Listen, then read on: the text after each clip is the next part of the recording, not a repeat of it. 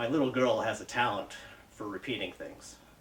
And now that we've been inside for so long, she's doing it more often, especially when she watches videos on my phone. Sometimes I wake up to soap opera quarrels delivered in a 5-year-old's voice. In the mornings, we lie in bed, smelling the smells of the people who usually sleep here, listening to the news on my phone, sharing the wireless earbuds the owners of the apartment left behind.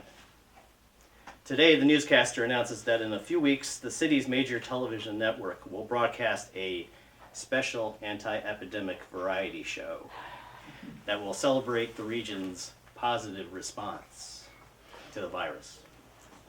Many local celebrities I don't know will be guests, with a special appearance by Andy Lau coming all the way from Hong Kong. For the next half hour, my daughter chirps, "Special anti-epidemic variety show. Special anti-epidemic variety show." She'll throw in a mom for variety. "Mom, special anti-epidemic variety show." I close my eyes thinking she has become a broadcaster, or the broadcaster has become my daughter. Soon I've had enough and switched to a random Japanese music video on Tencent. It's an old pop song that makes me think of karaoke rooms, beer, cigarettes, knockoff music videos of smiling couples and city lights. My daughter can even sing in Japanese without a second listen. Koi da nakashita hito, koi da nakasareta hito. It takes me a few tries to get it, but my daughter is patient. And eventually we sing the chorus together, the meaning hidden from us. Love, loneliness, loss, all of it.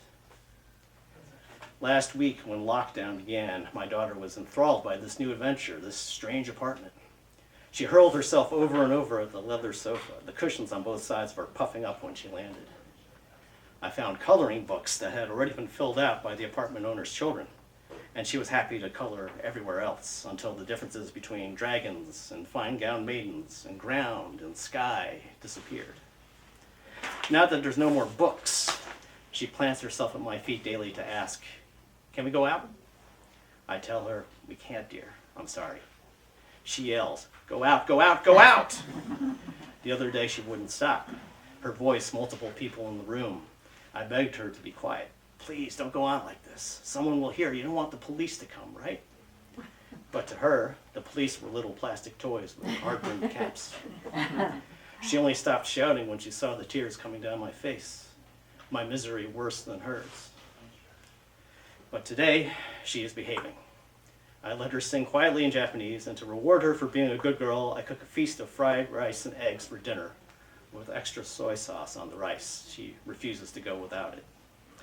After the sun has dropped out of sight, we turn off all the lights, like we always do, and open the windows to let in fresh 10-story high air. Below us in the courtyard, between our building and the 3 others that form the square of this community, emergency workers in hazmat suits, big whites, we call them, stomp back and forth under floodlights, manning checkpoints, aiming spray bottles at everything.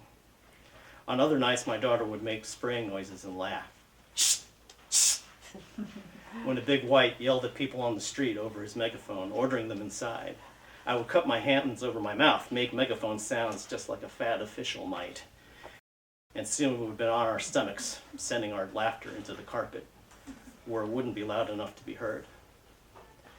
On this night, we're content to just watch the big whites. It's like being high up in a stadium observing a sports event.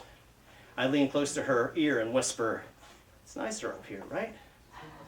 She points straight at the slice of sky in front of us. "Ma, look." At first, it looks like a faraway jet, sailing slow and steady. But as it approaches, I see tiny appendages that look like claws, hear the insect buzz of the propellers keeping the drone afloat, its underside pulsing with hazmat white light every few seconds, as if it's taking flash photos of all of us. I've heard of these drones. The government is dispatching them to keep us all updated. A woman's voice comes thick and fuzzy through the drone's speakers. "Please comply with COVID restrictions. Control your soul's desire for freedom." The words are spoken with the rhythm of the Li-Bai poems we've all learned in school. "Please comply with COVID restrictions. Control your soul's desire for freedom." "Control your soul's desire for freedom," my daughter shouts. No, I said. I point my finger right at her. All I see are her widening eyes, everything else the blur that comes before tears. No, I repeat, even louder, too loud. Don't.